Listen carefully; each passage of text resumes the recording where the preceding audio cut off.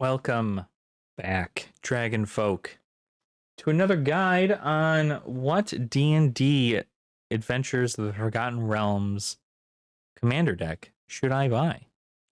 Well, guess what? I only bought two. You guys have probably seen the first video, which I'll go ahead and link in the thing. I don't know where we put those things, right over there, I think, or something like that. I don't know where they go. Anyway, so like with the last one, we got a little deal on this, right? So this one I'm actually pretty excited about because I do quite like the colors in question. And you guys know I'm always a fan of dragons around here. We got the Draconic Rage commander deck from Dungeons and Dragons. Again, $24.97 at on clearance at GameStop. So hopefully you guys can pick that up too. $25 is a pretty great deal for a 100 card deck with a bunch of other stuff in it.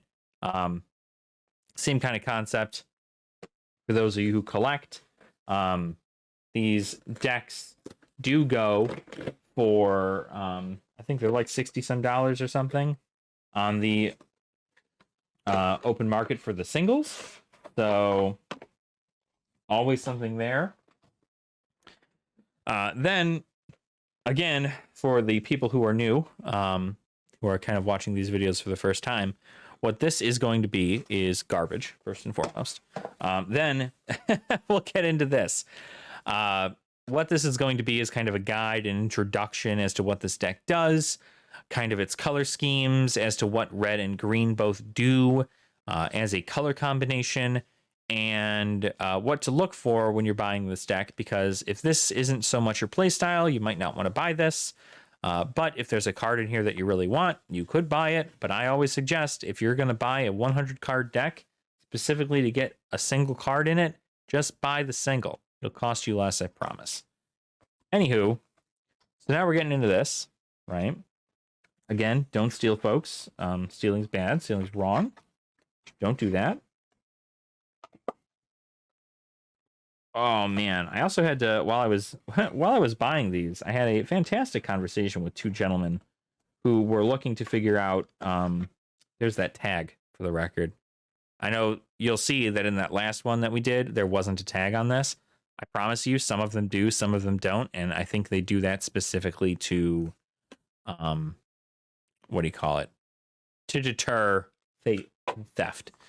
But we bought this fair and square. But I had a fantastic conversation with two gentlemen about Dungeons and Dragons, like the actual game. They seemed to want to know more about the game, and I went, well, you know what? I'm a bit of a nerd myself, so I can tell you. And so I did.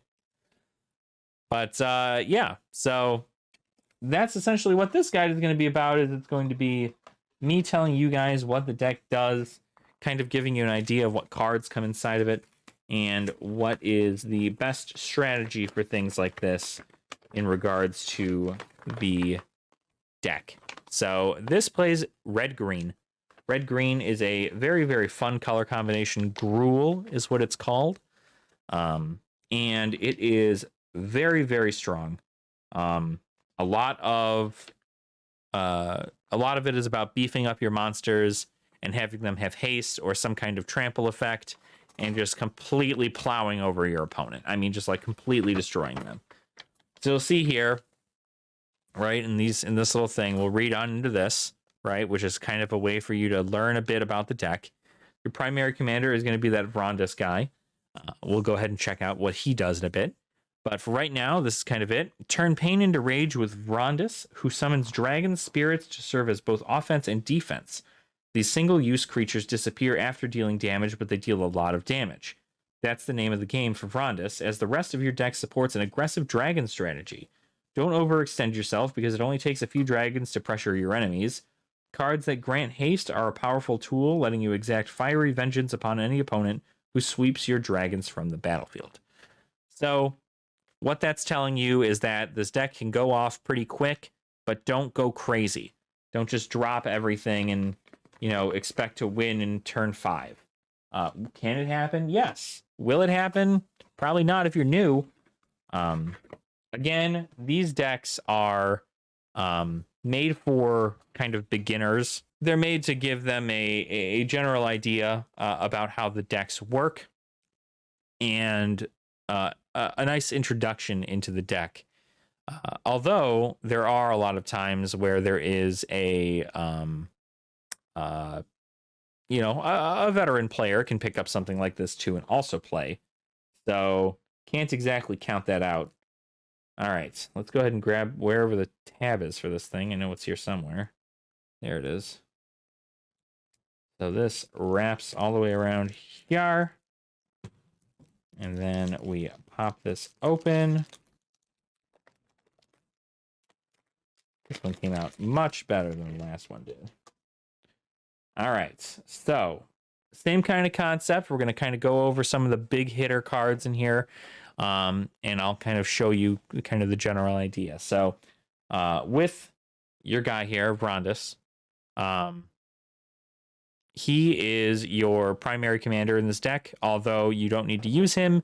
There seem to be 2 other legendaries that you can use, but this guy seems to be a pretty big to-do about it. He's got Enrage. Whenever this card is dealt damage, you may create a 5/4 red and green dragon spirit creature token with when this creature deals damage, sacrifice it. Whenever you roll 1 or more dice, you may have Vrondis deal 1 damage to itself. So that's kind of powerful because at any time you can have this deal damage to itself, and then you can summon a 5/4 red and green dragon spirit creature token. Now, the thing is, though, with this, is that normally dragon tokens have flying. It does not look like these dragon spirit creature tokens have flying.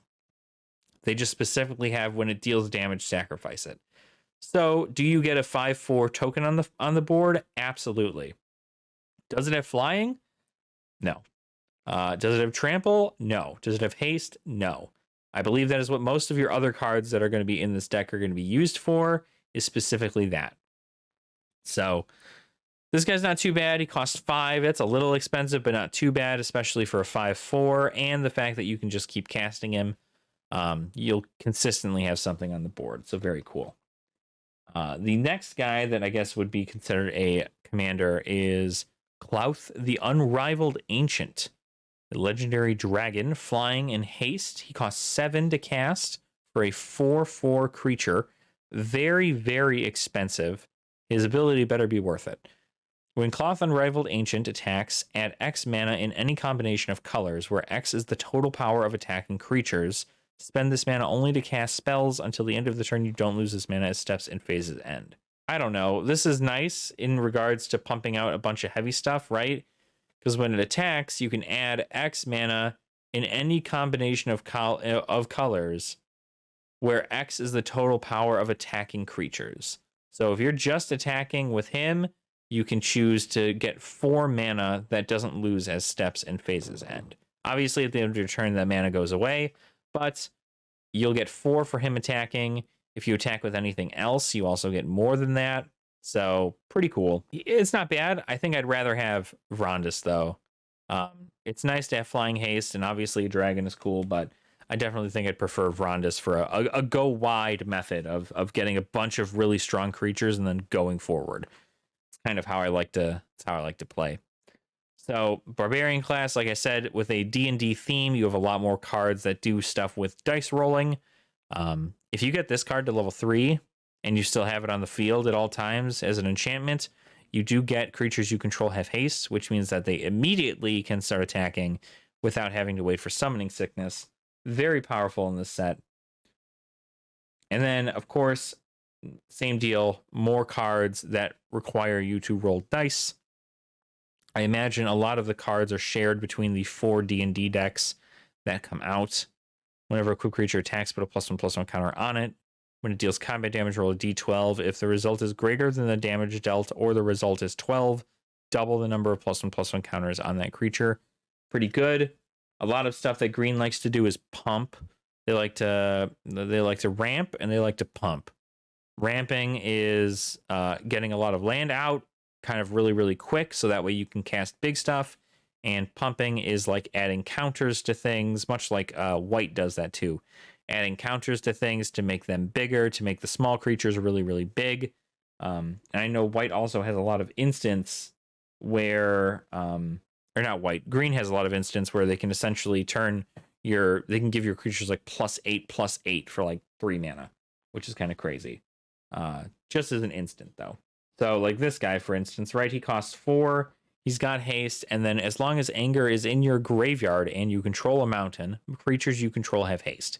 So if this dude ends up dying, not the end of the world. Because as long as this guy's in the graveyard and you have a mountain, which you most certainly will at some point, this is free haste. That unless your opponent has graveyard hate, you'll get haste on all your creatures. Dragonlord Servant. This is I believe, a reprint from the older set. I can't remember. You come out of Cons, I think. Dragon spells you cast cost 1 less to cast. Very, very good. Specifically for the dragon cards that you're going to be summoning. Then, of course, you have Ryle. 1 damage to target creature you control. That creature gains trample till end of turn. You would use this on Vrondis, for instance. And then, same deal, right? Destroy target permanent. Beast Within is a great thing. You can destroy target permanent and its controller creates a 3/3 green beast creature token. You can use this to destroy anything your opponent has, a land, an artifact, an enchantment, a creature, and it just kills it. It gives them a 3/3, which isn't always the best, but if you destroy their soul ring with this, I guarantee you they're going to be upset about it. Colossal Majesty, a very, very good card. This allows you to get a very high draw power. Because anything if you have a creature that's 4 or greater power, draw a card during your upkeep. So you get to draw 2 cards essentially instead of 1. Cultivate. This is a card that explains the ramp mechanic here. For two generic and a green, you can search your library for up to 2 basic land cards, reveal those, put 1 into the battlefield tapped, and the other into your hand, and then shuffle. So essentially, if you start the hand with no lands and you keep pulling things that aren't lands, your green deck isn't going to do too great. But that's why there are cards like Cultivate, and even Explore allows you to draw a land and play an additional land per turn. It's a way for you to get more land out onto the field, so that way you can start throwing stuff down essentially. But Rampant Growth, another card that is always in like pretty much every green deck. Search your library for a basic land card, put into the battlefield tapped, and shuffle. This is going to be kind of the concept.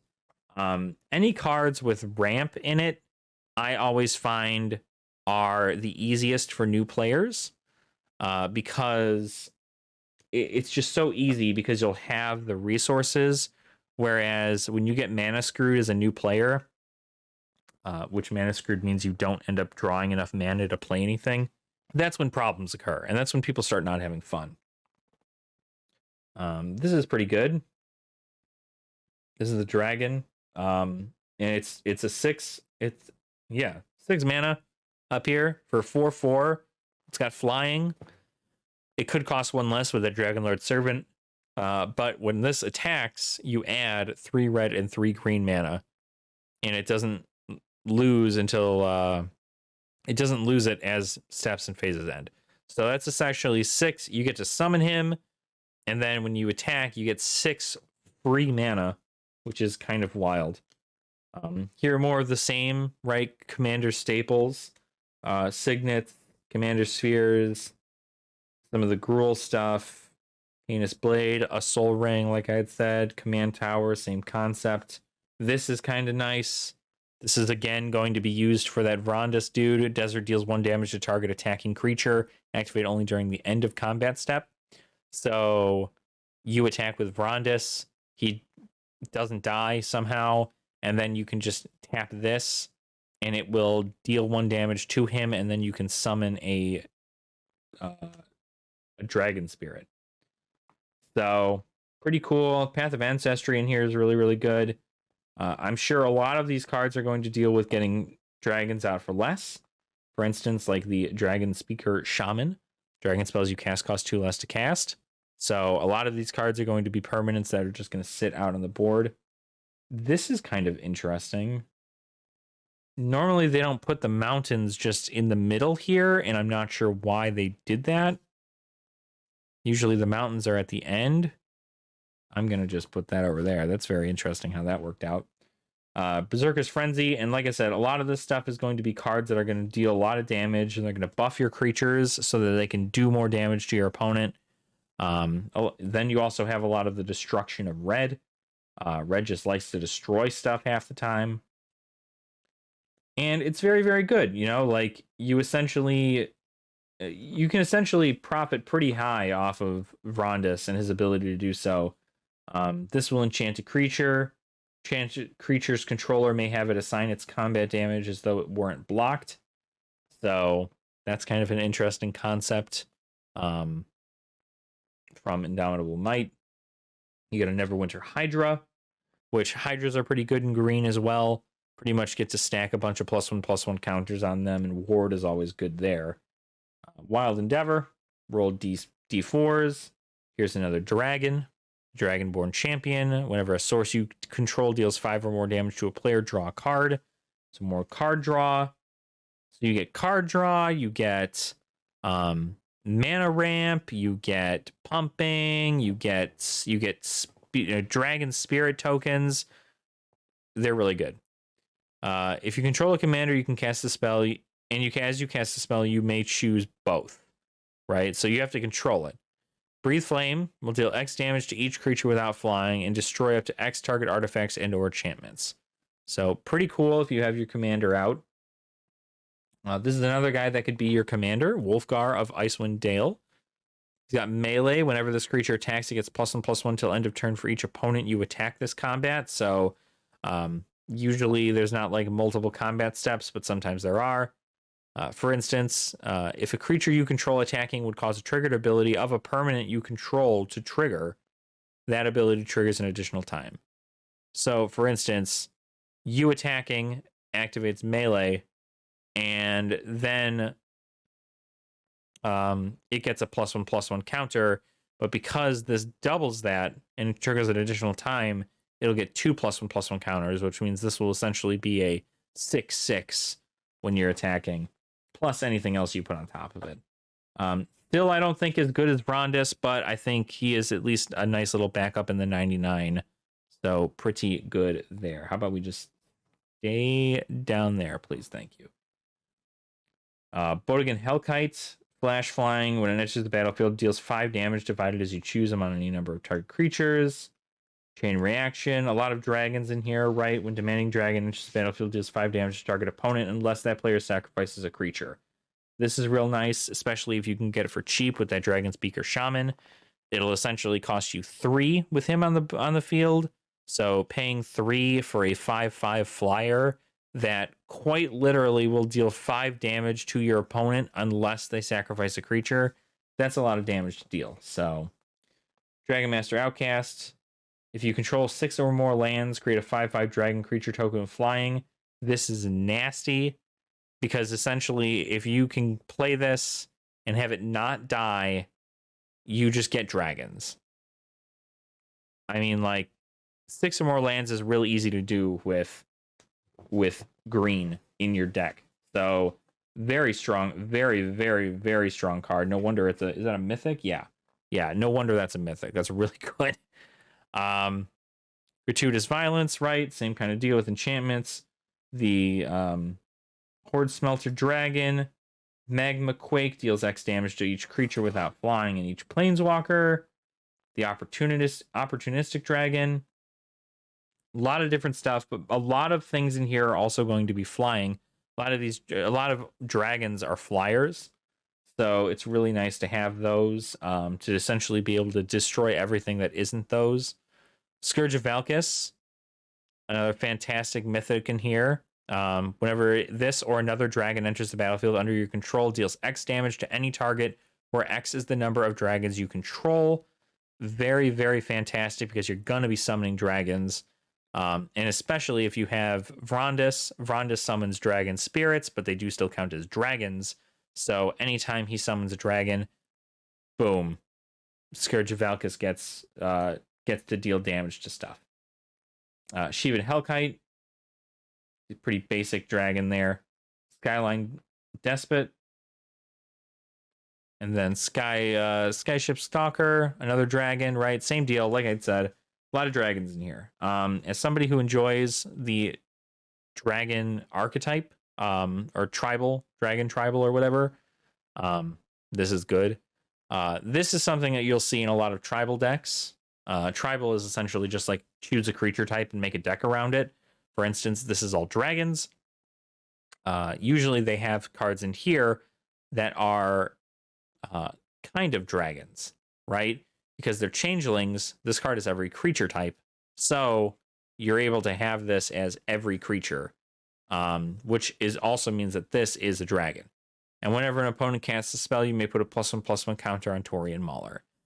Pretty good for when your opponents start doing stuff, and especially if you're playing in that 4-player format, you got a lot of people doing a lot of stuff on their turn, and your card will just continue to grow bigger and bigger.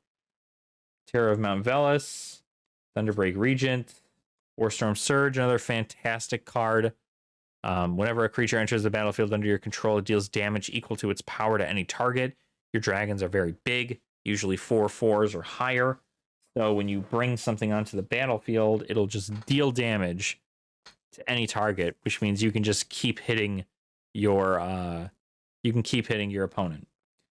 Same deal with this. Chameleon Colossus. This is another changeling. Protection from black. Decree of Savagery. A lot of these green stuff is going to be stuff to like buff your creatures, give them trample, give you land. Atark of the World Render. There's a nice little reprint in here. Whenever a dragon you control attacks, it gains double strike till end of turn. Fantastic. You've got Dragon Sword, which I believe gives a... you can tap this at any time to add 1 mana of any color. And then you can remove a gold counter from here to draw a card. More draw power for red and black, which is kind of wild. And then now we're going to get kind of into the lands, which are pretty much just things to help this deck use whatever it needs to.